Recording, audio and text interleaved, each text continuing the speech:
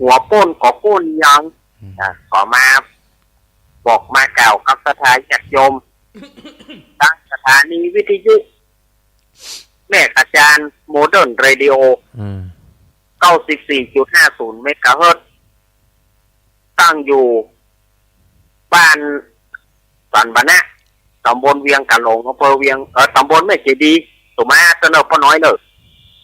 เอาใหม่เนาะตั้งอยู่บ้านสันบะนะตำบลแม่เจดีอำเภอเวียงป่าเป้าจังหวัดเชียงรายโดยพ่อน้อยสุวรรณแม่อนงพรหมินทร์สถานีวิทยุห้วยสองซักเรดิโอ98.75 เมกะเฮิรตซ์โซนใต้ยังบ่ได้ยินเสนอบอกว่ามันคัดข้องไอ้หยังโซนใต้ห้วยสองซักนี่นะบอกว่ามันคัดข้องไอ้หยังคัดข้องด้วยกระแสไฟหรือว่าคัดข้องอย่างใดเนี่ยเนอะมีกาไฟโซ่อาตมาปิกมาก็มาเปิดดูมันบ่ดังแต่มันมีกะโซ่ซ่าบอกว่าเป็นเพราะอันอย่างเนอสถานีโซนใต้เฮาก็ยังบ่ได้ยินนะวันนี้นะเน้นสถานีวัดไผ่หินทับสัญญาณฮืออยู่เด้อครับเดี๋ยวนะครับสถานีวิทยุคลื่นพระพุทธศาสนาการศึกษานวัฒนธรรม104.50 วัดไผ่หินตำบลสุเทพอำเภอเมืองจังหวัดเชียงใหม่โดยเมตตาธรรมของท่านอาจารย์ท่านพระครูสมุขวิสุวัฒน์วรกิจโยสถานีวิทยุวิทยาลัยสงฆ์นครลำปาง106.50 วัดบรรพตสถิตโดยเมตตาธรรมของท่านอาจารย์มหาสมชาติชาตปัญโยลำปางสตาร์101.25 เมกะเฮิรตซ์จังหวัดลำปางแล้วก็ลำพูนเรดิโอบ้านป่าซักอำเภอเมืองจังหวัดลำพูนนี่ก็คือรายชื่อรายนามของสถานีวิทยุต่างๆที่เปิดออกอากาศอยู่ณขณะนี้มาปะก่อนวันนี้เป็นวันอังคารวันอังคารที่เท่าใดวันอังคารที่27 มกราคมพุทธศักราช2569เดือน5เหนือเดือน3ใต้ออกมานี่9 ค่เน้นครับว่าเป็นวันอังคารเน้นครับยังผมขอประกาศงานของผมได้ก่อนครับว่าไปหอยหูจากแม่บางเมียป้ามูลในญาติของผมเนี่ยนะครับบ้านเปิ้นอยู่ดอยหล่อเนาะบ้านเปิ้นอยู่ดอยหล่อหมู่5เนาะเปิ้นได้เสียชีวิตลงแล้วเปิ้นเสียชีวิตลงแล้วนะครับแม่บางญาติเมียป้ามูลในเนาะญาติของผมเนี่ยก็เปิ้นจะเสียศพวันศุกร์เนาะแต่เสียศพวันศุกร์วันพัดนี่แต่เป็นคืนสุดท้ายแล้วเนาะครับวันพัดนี่แต่เป็นคืนสุดท้ายเปิ้นแล้วครับวันพัดนี่แต่เป็นคืนสุดท้ายของแม่บางแล้วเนาะเมียป้ามูลในถ้าถอยแยกเข้าไปดาครัววันพัดแม่เจ้ากับ เจิญได้เลยนะครับเจิญได้เลยเนาะเจิญได้เลยวันพัดแม่เจ้าเนาะอยากเข้าไปช่วยเปิ้นดาครัวครอบดาครัวหมู่5อำเภอดอยหล่อเนาะอำเภอดอยหล่อเปิ้นจะเสียศพวันศุกร์นั่นนะครับวันศุกร์นี้จะเป็นวันสุดท้ายแล้วครับวันเผาแล้วนะครับวันพัดนี่จะเป็นคืนสุดท้ายแล้วนะครับหอยหูจากแม่บางเมียป้ามูลเนครับญาติของดีเจนะครับดีเจคนรูปหล่อนะครับครับเนี่ยมนสามโคบาลักเตียวทำรุ่นได้เลยครับผมเอาละสถานญาติโยมสถาสาธุชนคนดีเฮาก็มาถึงในช่วงที่วันนี้เนาะอาตมาของการทำวัด1 วันเพราะว่าวันนี้นี่มันหลายอย่างเนาะ1โซนใต้บ่ได้ยิน2อาตมาก็ยิบตัวมาปิกมาถึงก็ต้องมาเช็ควิทยุตัวก็ ทางโซนใต้เฮาก็บ่ได้ยินตัวเนอร์วันนี้เนาะสุมาอภัยเนอร์โซนใต้เฮาแหนเนี่ยอาตมาถึงได้ย้ำว่าถ้าใครจะฟังในช่องทางอื่นถ้าใครมีโทรศัพท์แบบสมาร์ทโฟนแบบสัมผัสนะก็คือเราอ่อนเขาเข้า Google เข้า Google ขึ้นสีขาวเพื่อจะเอาประชาหรือว่าจะเข้าเว็บไซต์ก็ได้เข้าเว็บไซต์ของ www.loradio.com อันนี้ก็จะเข้ารายการทั่วโลกทั่วทุกซอกทุกมุมทั่วประเทศนี่ก็จะได้ฟังกันถ้าใครมีโทรศัพท์แบบคุยแบบเชียร์แบบสมาร์ทโฟนหรือว่าโน้ตบุ๊กก็ดีคอมพิวเตอร์ก็ดีก็สามารถจะเข้าเว็บไซต์ได้หรือว่าจะดู YouTube ย้อนหลังจะฟัง YouTube ย้อนหลังก็พิมพ์ว่าวัดป่าหิน2ก็จะปะกับรายการอาตมาภาพณวันนี้แต่ว่ามันจะย้อนหลังไปดูย้อนหลังไปวันนี้ก็มันชุกละหุกพอสมควรเนาะวันนี้อาตมาภาพจะได้เอาถึงความกตัญญูกตเวทีความกตัญญูกตัญญูเป็นยอดของผู้ดีความกตเวทีเป็นยอดแห่งความที่เป็นคนที่หูบุญหูคุณความว่ากตัญญูนั้นบอกว่าจะเป็นครูบาอาจารย์บอกว่าจะเป็นพ่อแม่เฮาแต่เฮาก็ต้องมีความกตัญญูกตเวทีมันไปคู่กันสถาญาติโยมความกตัญญูกตเวทีมันไปคู่กัน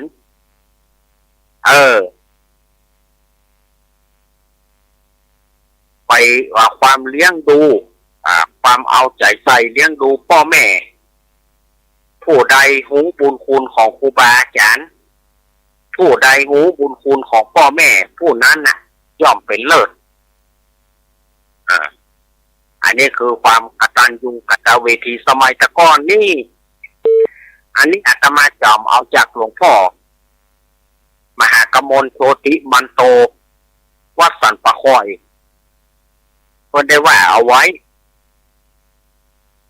หลวงพ่อมหากมลก็บอกว่าสมัยตะก้อนนี้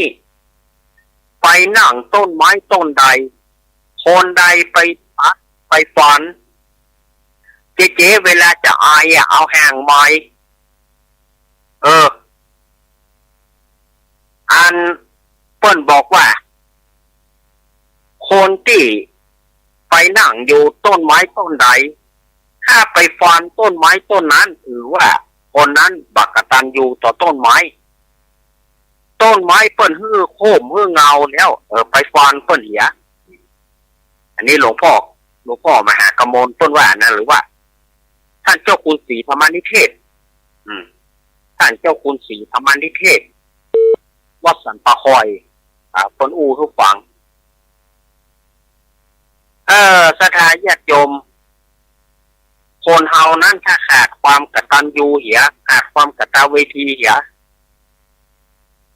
อย่างศาสนาอื่นนั่นก็ศาสนาอื่นเพิ่นก็สอนว่าความกตัญญูบ่มีความกตเวทีบ่มีพ่อแม่บ่มีพ่อแม่บ่มีต่อลูกพ่อแม่นั้นน่ะก็คือผู้ที่เกิดมาได้แต่คำว่าเป็นพ่อเป็นแม่บ่มีอันนี้ก็คือเป็นการที่บางคนบอกว่าพ่อแม่บ่มีโลกภายหน้าบ่มีโลกสวรรค์โลกนรกบ่มีโลกภายหน้าบ่มีเกิดขึ้นวิญญาณบ่มีถ้าขันธ์ห้าบ่มีอันบางทีก็กระสอนกับมาอย่างนี้บา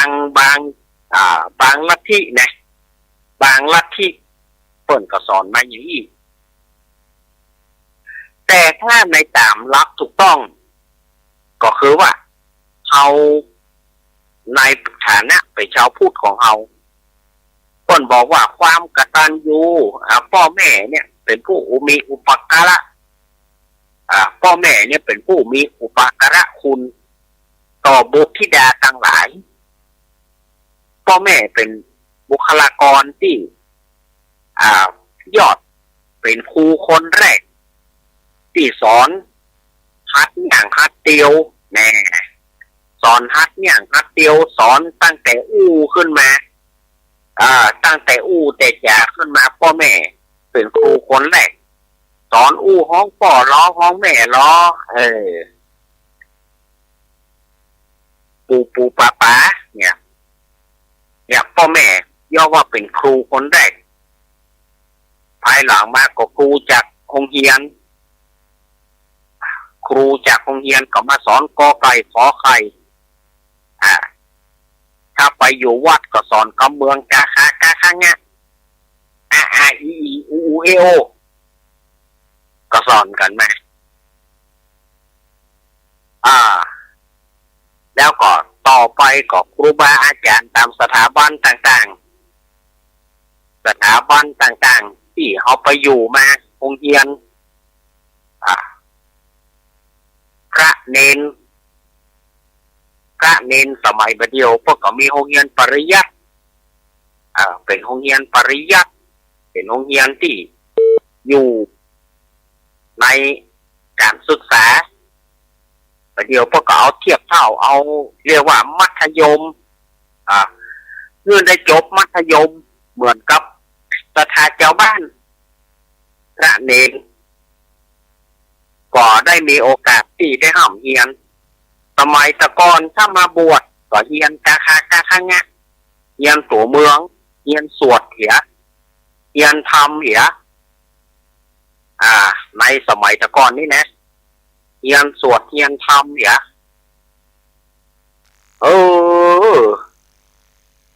ถึงเวลาเปิดนิมนต์ไปเรียนสวดเรียนธรรมไปคนใดเตะดีก็คนนั้นได้เปิ่นจึงมาหาในสมัยตะก่อนคนใดเตะดีกับเปิ่นนิมนต์ตั้งธรรมเราเอาดีเนาะสมัยก่อนเปิ่นตั้งธรรมหลวงลูก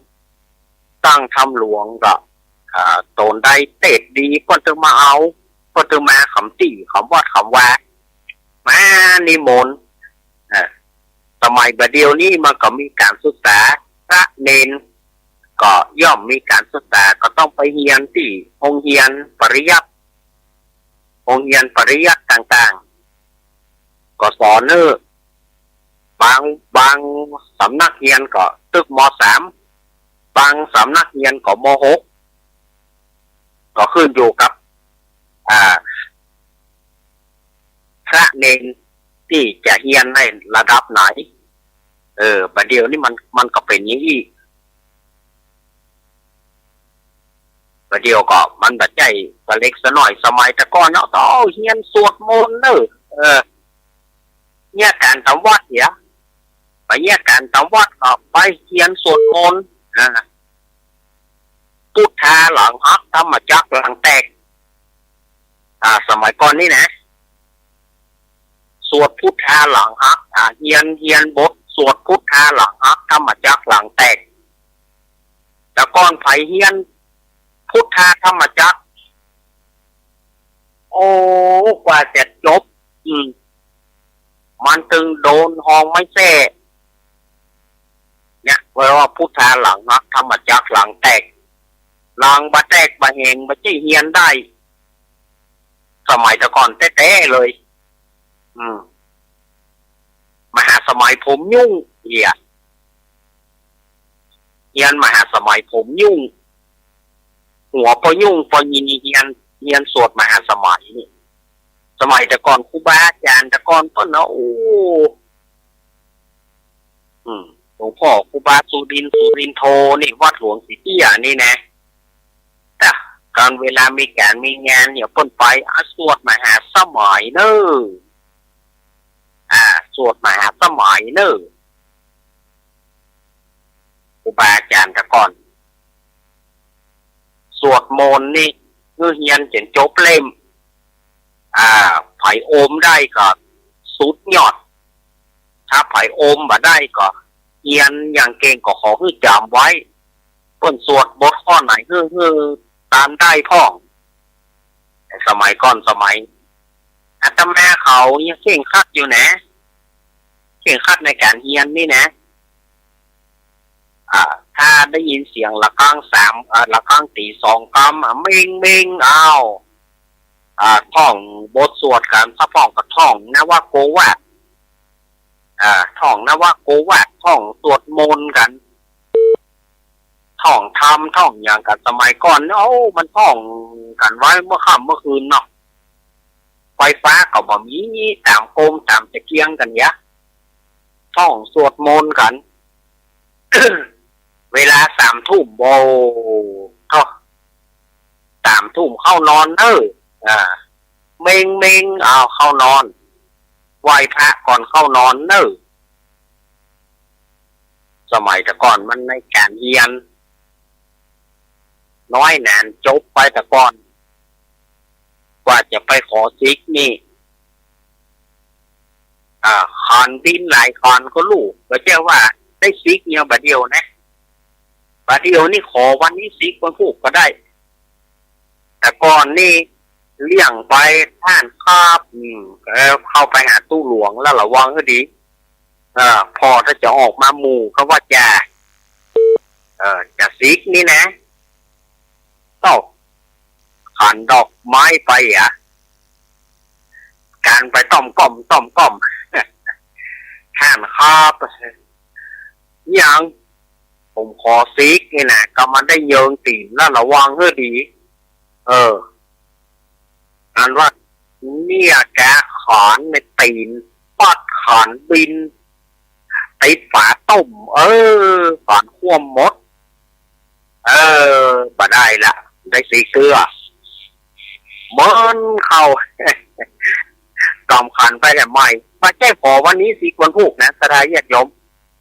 โกดโถโกนหนึ่งนี่บ่ต่ำกว่า4-5 ขันกว่าที่เปิ่นจะนะจะสีกรรมนี่นะว่าใจว่าจะได้ง่ายๆหรอกกว่าจะได้สีกรรมหนึ่งขันดอกขันดวงไปหมูกิดขันพุ่นก็ขันดินกาขันคว่ำกันนี่ก็ได้สีเสือเมินเซินไปแหมจริงแน่ใจแล้วกะที่ไปเนี่ยยังไปช่วยพ่อเจ้าแม่ครับถ้าตนได้ยิ่งป้นหักสมัยตนได้ยิ่งป้นหักนะยิ่งว่าปักให้ฮืออิดออดใจไปเพี้ยวขี้โกก่อนใจไปนะเขาไปเนี่ยฮือเจ็มหานแล้วก็มันผูกเมื่อเช้าตี 4จริงมาหน้าวางนี่เนอะตี 3ไปหน้าวางนั่นแล้วไปหน้าท่าแล้วตี 4ไปลูกมาชี้แน่ละกะแน่ก็สีคือน้อยนานสมัยตะกอนก็โทผมอย่างที่อาตมาว่านะจะสีกรรมกับเนี่ยระวังขันดินเนอะสมัยบัดเดียวยังมีอาจารย์บัดเดียวขอว่าบัดเดียวนี่สมัครไงนะบวชก็ง่ายซิกก็ง่ายขอวันนี้บวชวันพุธก็ได้สมัยตะกอนถ้าบัดได้กำบวชกำปากถ้าบอกไปสอบสามเณรสิกขาต้นบัดใจฮือตกสามเณรสิกขาไปก็ต้องไปสอบเอาปีหน้าไปบวชเอาปีหน้าถ้าได้ก็บวชบ่ได้ก็บ่บวชเป็นขยมแห้งไปเลยเป็นขยมก่อนลู่ห้องตีนห้องมือที่เจ้าพระนายก่อนลู่บ่ใจว่าบาเดียวนี่มันง่ายที่สุดนะญาติโยมทำไมบาเดียวนี่มันง่าย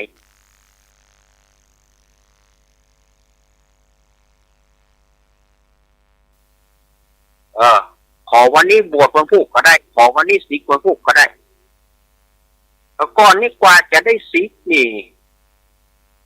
ทอก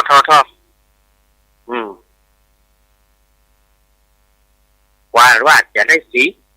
ก่อมผ่านไปต้อมก้อมมาถึงหานแล้วนี้ทุเจ้าอ่ะเรียนถอยตีน ถอยตีนนะใจอ่อนก็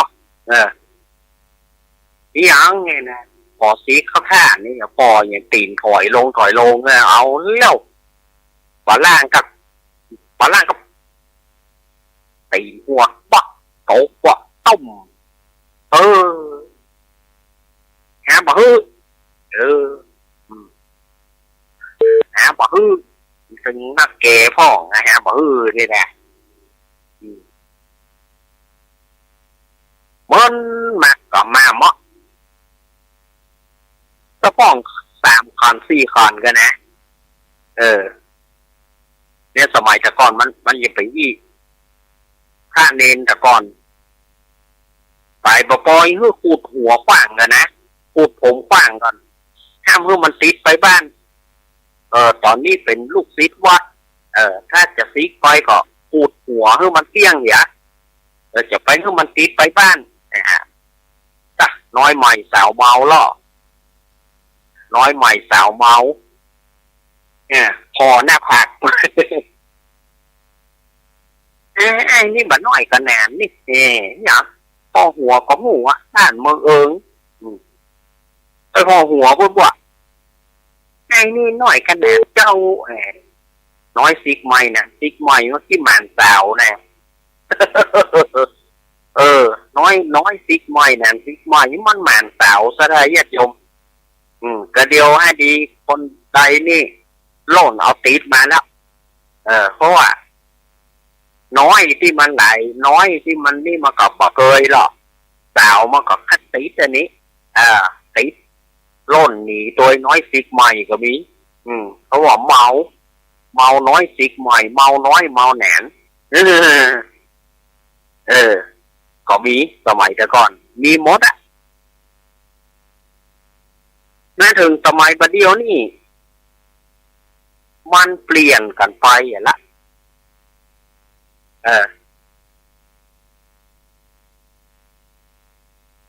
ในศาสนาในพุทธศาสนาของเราต้นวัดแขมน้อยนี่นะพระเนนจะหันสัญลักษณ์ธงชัยของผ้าเหลืองจะหันติดจะมีผ้าเหลืองอยู่น้อยเดียวท่านอันนี้อนาคตก่อนที่จะถึง5,000 พรรษานะก่อนที่จะถึง5,000 พรรษาเนี่ยจะมีพระเนนจะเป็นสัญลักษณ์คือผ้าเหลืองมีน้อยเดียวนอกนั้นบ่มี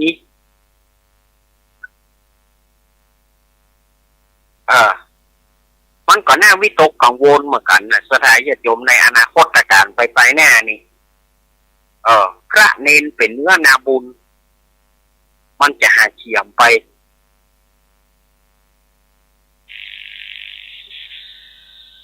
บางทีอย่างเอาไปหันบางทีพระเนนฝันปอนบัดจ้างเขาก็ยิ่งใดบางทีคนมาตางอย่างผมบัดจะได้ครับอย่างใดนะเป็นเนนอย่างไรเป็นสมณเณรอย่างไรฝันปอนทุกคนก็บัดจ้างแค่ยะถาสัปปีก็บัดได้สถานญาติโยมอันนี้บางที่นะอาตมาบัดได้เหมารวมนะบางที่บางแห่งเนี่ยเกินไปฝันปอนบัดจ้างบางทีหล่นหมอบก็มีความจริงเป็นเนื้อนาบุญเป็นหม้อแกงตองยะถาสัปปีเนี่ยเป็นคล้ายๆว่าบาทแกนหนึ่งเป็นบาทแกนหนึ่งที่เป็นอูเข้าอูป่าของตัวเก่าแต่ปัจจัยแล้วว่าบวชมาได้อย่างไร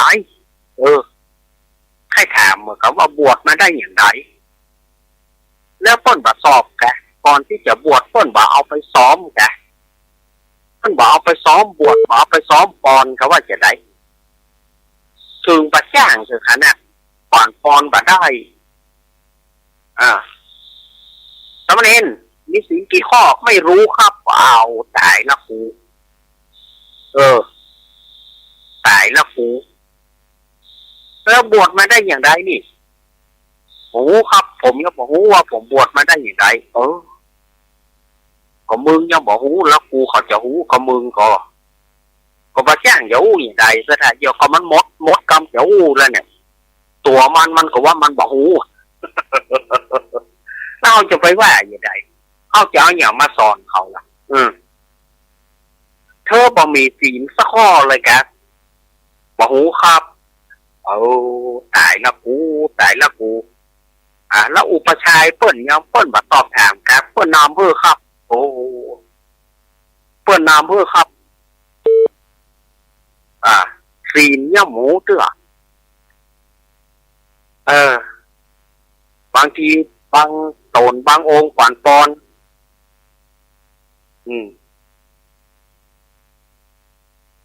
เพราะว่าอธิวาทานสีดิสนิจัง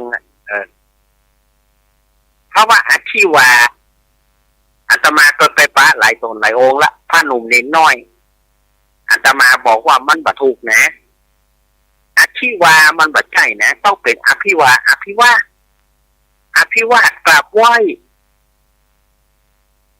อุทาปัจจายิโนจัตตาโลธรรมาวัสันติอายุวันของสุขังพลังบอกเอาไหนแม่แม่ผมสอนครับธรรมาวัสันติตายละค่ะมันบัดใจธรรมาวัทันตินะเธอนะบางทีอวดลวกนะบางทีอวดหูอาจารย์จะไปเหลือผมเฮียนมาอีกผมเฮียนมาอีกเพราะไม่ตายายผมสอนมาอาจารย์ถ้าอวดหูเอาก็ว่าเอาที่ทำละก็มีสถายแค่จงอัตตาโรธรรมาวัสันติถ้าเวลาไปสวดตัวหมู่ก็มันก็จะเสียตัวหมู่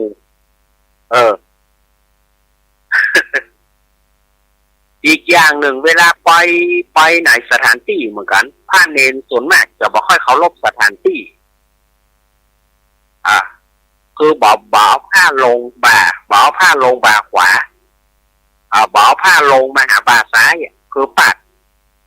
บ่าซ้ายเฉวียงบ่าพระโฮมเฉวียงบ่าบางทีไปคุมไหลที่เราบอกว่าครูบาอาจารย์ต้นบัดได้สอนกับลูกเนี่ยอย่างบ่ลดไหลลงแต่ครูบาอาจารย์ตะกอนนี่บ่ได้เลยนะครูบาอาจารย์ตะกอนตันบอกก็บอกโจทย์เลยตันแป้นมือกับแป้นมือถามว่าอยู่วัดไหนตู้เจ้าวัดจริงตู้บ่สอนแกสมัยก่อนเปิ้นเอาอย่างอี้เลยนะไปไหนเนี่ยบอกเขาลบสถานที่เนี่ยเฮาก็เลยเป็นเหยื่อของก็เลยเป็นเหยื่อของเนี่ยเฮาก็เลยเป็นเหยื่อของก็เลยเป็นเหยื่อของศาสนาอื่นที่เปิ้นจะมาทำลายศาสนาพุทธของเฮามันเป็นจุดอ่อนเป็นจุดอ่อนที่เป็นจุดอ่อนของที่ศาสนาอื่นเปิ้นจะมาย่ำยีเฮาเป็นจุดอ่อนขนาดนักเลยนะก็ได้ญาติโยมบางทีเปิ้นถามเนี่ยหัวใจสำคัญของพุทธศาสนาคืออะไรหัวใจสำคัญหัวใจของพุทธศาสนาคืออย่างเนี่ยบางทีไม่รู้ครับโอ้ตาย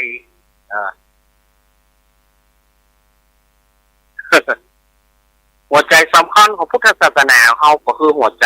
คำพระโอวาทปฏิโมกข์พระปฏิโมกข์ที่เจ้าเพิ่นไปฟังกันทุกอุโบสถทุกวันศีลนั่นแหละอันนั้นคือหัวใจของพุทธศาสนาของเราพระธรรม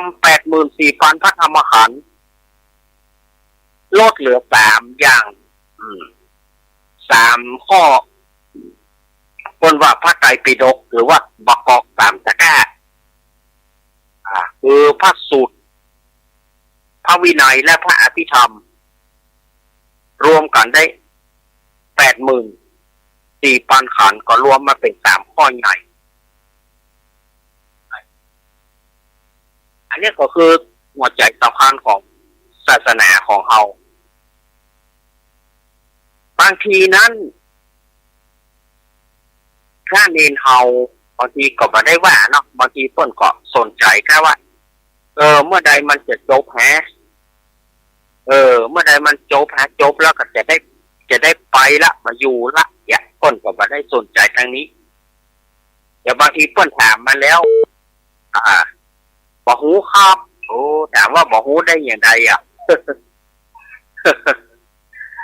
บางทีเปิ้นถามมาไม่รู้ครับอีเปิ้นมาถวายของปอนปอนบะจ้างโอ้ตายบะตายกำนี้จะตายกำใดอาตมาฝากไว้นะพระหนุ่มเน้นน้อยเหมือนกันอาทิถามว่า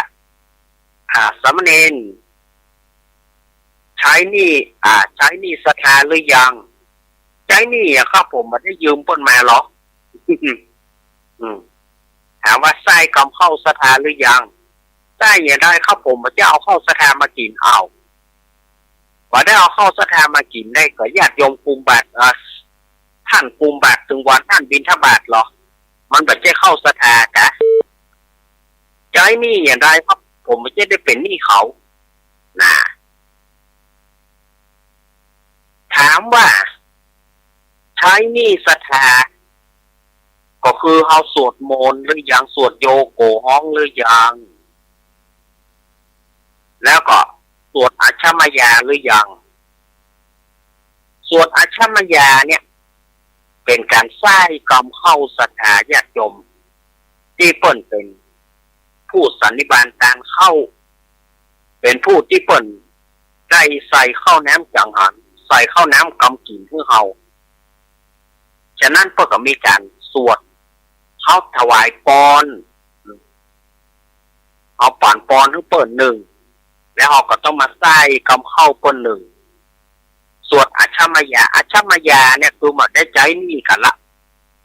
พระทายาทโยมก็บริสุทธิ์พระเนรก็บริสุทธิ์อันนี้อาตมาบ่ได้ว่าคือไผนะบ่ได้ว่าคือไผแต่เอามาอู้คือสถานเอามาอู้คือพระเนรเห็นน้อยภายหลังได้หูกันว่าสิ่งไหนมันดีก็นำไปพินิจพิจารณาเอาสิ่งไหนบ่ดีก็ต้องเอาไปสิ่งไหนบ่ดีก็ไม่ต้องก็ต้องไอ้อย่างมันคนสมัยตะก่อนสถาญาติโยมเปิ้นยังบ่ย่ำเงาพระเนรอันพระเนรเปิ้นบ่ย่ำเงาเน้อสมัยตะก่อนเปิ้นบ่ย่ำเงาเปิ้นหันเปิ้นหลีกนี่นะบัดเดี๋ยวนี้เอาหันกันก็จะโจรกันเวลาไปห้างใหญ่ๆเนี่ยไปห้างใหญ่ๆก็ดีไปที่ชุมนุมชนก็ดีโจรกันพระเนรกับศรัทธาญาติโยมโจรกันสมัยตะก่อนเปิ้นหลีกเปิ้นขัวได้โจรกันสุมาเปิ้นเคารพเนี่ยนะสุมาเนี่ยท่านเด้อแต่ก่อนเนี่ยกำสุมาเนี่ยเนนน้อยเจอเนนอาวุโสจะข้ามไปไหนสุมาเนอะประเดี๋ยวมีตันไหนกับตันไหนกับมึงบาลีกับกูโจร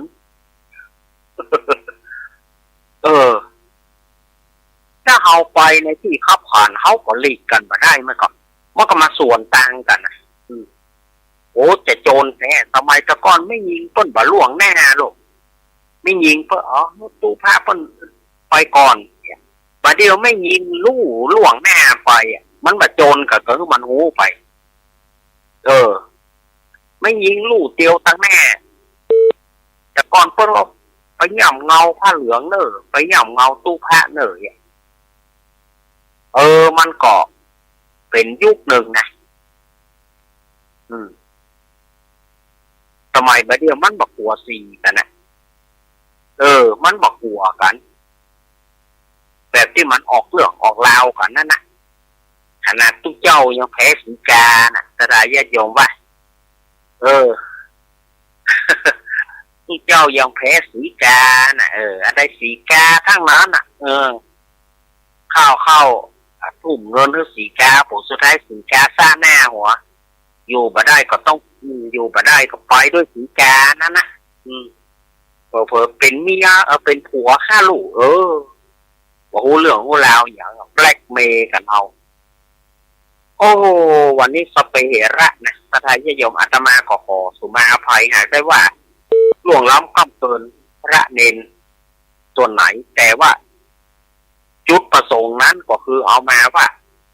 คือมันถูกต้องคือมันถูกต้องเพราะว่าศาสนาอื่นเพิ่นคอยจะจ้องเฮาอยู่เมื่อศาสนาอื่นจ้องทำลายเฮาอยู่เฮาก็ควรว่าบ่เฮือได้ฝ่ายได้มาทำลายศาสนาเฮา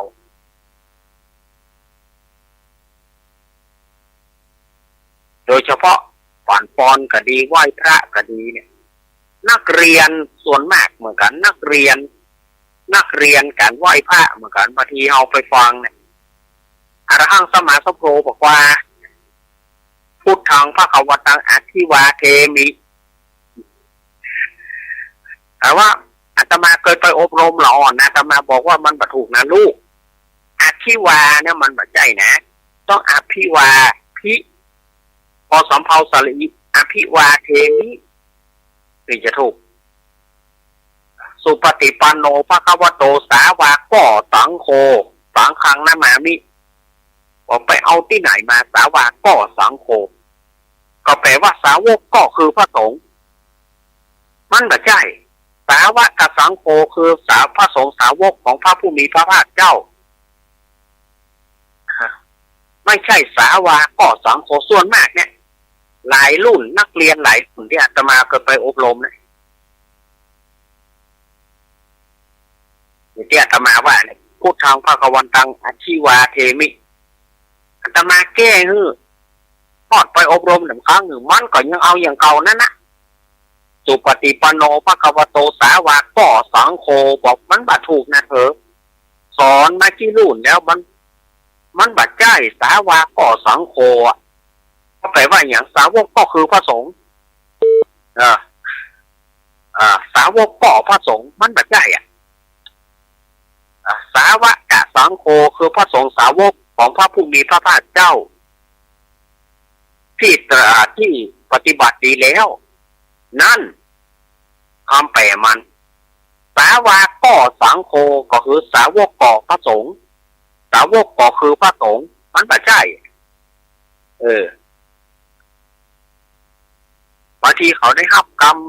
มาจากรุ่นต่อรุ่นมาจากพ่อแม่ปู่ย่าตายายสอนเอาก็เลยจำจากนั่นมานั่นนะเวลาไปไหว้พระเราลองไปฟังเขาตอบพุทโธทางภควันตังอธิวาเทมิเอาไปฟังก่อนเถอะเพราะมันบัดถูกนะลูกมันถูกนะเขามันต้องอภิวาเทมิมันถึงจะถูกสุปฏิปันโนภควโตสาวกก็สังโฆเจ้าเอ้ยเอามาเนี่ยละสาวกก็สังโฆเนี่ยละอาตมาก็ไปแก้แล้วแก้แถมแก้กับรอนตั้งหลายบอกมันบัดถูกนะมันบัดถูกนะสาวกก็สังโฆนี่นะมันบัดถูกนะสาวกกะสังโฆ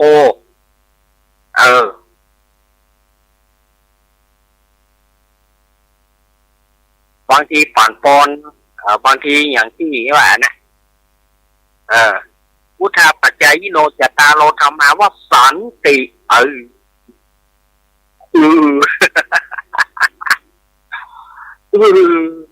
สาวะจตารโลธรรมาว่าสันติเขาฟังแล้วปอดไปเอาที่ไหนแม่บอกอันนี้มันไม่ใช่สำนักวัดที่จะมาสอนในวัดต้นมาสอนเนี่ยธรรมาว่าสันติจะเอาที่ไหนมาธรรมาว่าสันติมาก็บอกว่ามันเฮียนมาจากพ่ออุ้ยแม่อุ้ยมันแหนพ่ออุ้ยแม่อุ้ยมันสอนมาอย่างนั้นแล้วพอมาอยู่วัดมันก็จำที่เก่านั่นนะมันก็จำมาที่มันได้ฮับที่มันแซ่บที่มันฮับมานั่นนะเมื่อใดกับป่านปอนทำมาว่าสันติบางทีท่านเน้นน้อยที่เขาโอ้โหจตารโลธรรมาว่าสันติอายุวันโนสุขังพลังโอ้ยอะไรเนี่ยลูกป่านปอนอย่างนี้มันมีเหรอธรรมาว่าสันติบอกมีครับตายายผมสอนไว้ทวดผมสอนไว้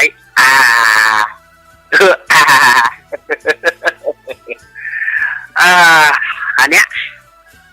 ฝากไว้นะระวังนะอย่าไปให้ศาสนาอื่นคนมาย่ำยีบีทาเฮาจะไปให้คนได้มาย่ำยีบีทาเฮาถ้าเปิ่นย่ำยีบีทาเฮาแล้วมันบ่ม่วนเนาะเปิ่นจะทำลายเปิ่นจะดึงเฮาเข้าไปเป็นสาวกของเปิ่นหมดเปิ่นจะดึงศาสนาเฮาเข้าไปเป็นอยู่ภายใต้ของเปิ่นศาสนาของเฮาเป็นศาสนาประจำชาตินะลูกควรรักษาเอาไว้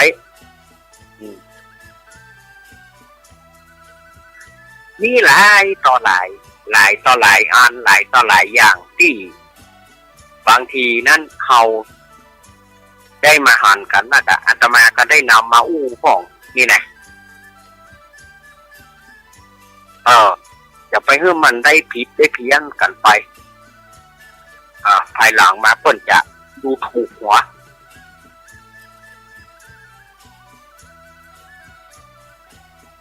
เพิ่นดูถูกหัวเฮาหมอม่วนคนเฮานี่เพิ่นดูถูกดูแควนเฮาแล้วมันจึงหมอม่วนละย่างกระจ่างเถอะอย่าไปให้เพิ่นได้ดูถูกดูแควนเฮาถ้าเปิ่นดูถูกดูแฟนเขาเปิ่นได้ย่ำยีของเขาไปแล้วเนี่ยเขาก็จะของเก่าของหลังเขามันสูญหายไปเมืองเหนือล้านนาเขาเนี่ยก่อนเคยมีอย่างข้าวซอปีสะล้อปีซึ้งอุยปีเนเนาะเตะทำเนี่ยบาเดียวนี้มันแทบจะบเหลือแล้วสถาญาติโยมปีซึ่งยังก็บ่ให้มีละเขียมคนที่จะเอียนแนคุยอย่างต่างๆป้อนเต่าไม้ป้อนตึงนงไอ้อย่างวัฒนธรรมเขียมไปติ๊กเนาะถ้าฝ่ายอนุรักษ์รักษาเอาไว้เป็นสิ่งที่ดีเตะกาบ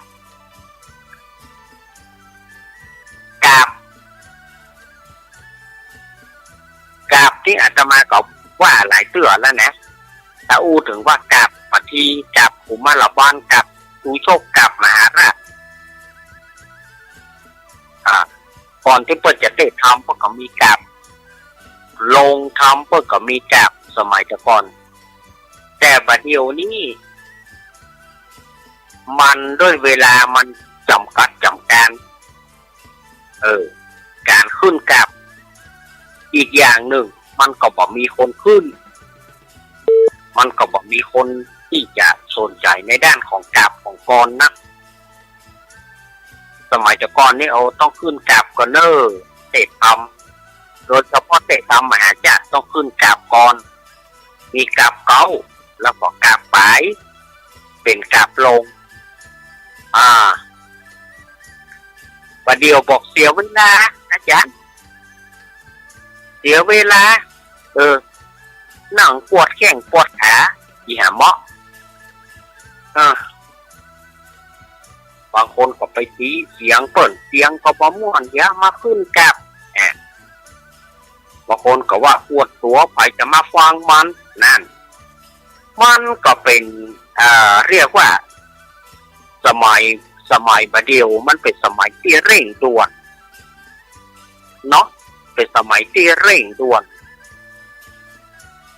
สมัยที่เร่งสมัยที่ฟังทำงานอย่างก็แข่งกับเวลาเขาจะมาเอาอย่างแต่ก่อนมันแบบการเวลาอย่างที่อาตมาว่าบางทีในวัดในวาศาสนาพิธีในวัดในวาแต่ก่อนก็เอาจนแล้วเป็นอย่างก่อนประเดี๋ยวเนี่ย6 โมงปลายลูกจะเข้าวิหารกันละจะทำลูกจะเข้าวิหารกันละหมอหนึ่งกำลังจะมาตานคนเข้าเนี่ยอันตานเขาเข้าเป็นอย่างที่อาตมาว่านั่นนะอันนั้นพ่อเกิดขานแม่เกิดขาน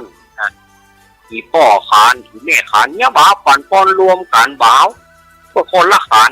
โอ้แล้วเวลามันบะเอื้ออำนวยเฮ้อกระตังในวิหารกระโซนมานิมนต์พระคุณเจ้าเนอะกองก็อุ้ยเนี่ยกองก็อุ้ยเจ้าพูดกับบาลานนั่นเหี่ยวอีป้ออันนี้เหยแม่บางทีก็ไปยิ้มขนม อ้าวเวลาตมาหมดช่วงแรกก่อนเนอะตอนนี้6:54 อาตมาก็คงจะได้พักไปฉันน้ำฉันท่าก่อนแก่น้ำมาได้ฉันสักหน่วยเตื้อฉันน้ำก่อนนักมวยก็ยังพักน้ำตู้เจ้าก็พักน้ำก่อนพักน้ำเพราะอย่างต้องฉันน้ำเสียก่อนเดี๋ยวก็มาปากันนะจะไปฟังไปไหนเจ้าเนอเดี๋ยวช่วงที่2ก็มาปากันนะขอเจริญพรหอยฮูดจากแม่บางเมียประมูลเนเปิ้นอยู่บ้านดะหล่อหมู่5เนาะครับเปิ้นได้เสียชีวิตลงเปิ้นได้เสียศพบอนสุกเนาะแต่เสียศพบอนสุกได้แล้วคืนบอนพัดนี่จะเป็นคืนทุดท้ายแล้วเนาะครับคืนบอนพัดนี่จะเป็นคืนทุดท้ายเมียบ้านประมูลเนเนาะญาติของผมนั่นเนาะญาติของดีเจนั่นเนาะครับเพราะเปิ้นได้เสียเปิ้นหอยอยากก็ไปดาคั่วกันได้นะครับดาคั่ว8 โมงก็ไปได้เลยนะครับบ้านหมู่5ใต้เนียวัดเนาะเนียวัดได้หล่อเนาะเนียวัดได้หล่อเปิ้นได้เสียชีวิตลงแล้วคืนวันพัดนี้เป็นคืนสุดท้ายแล้วครับขอบคุณครับ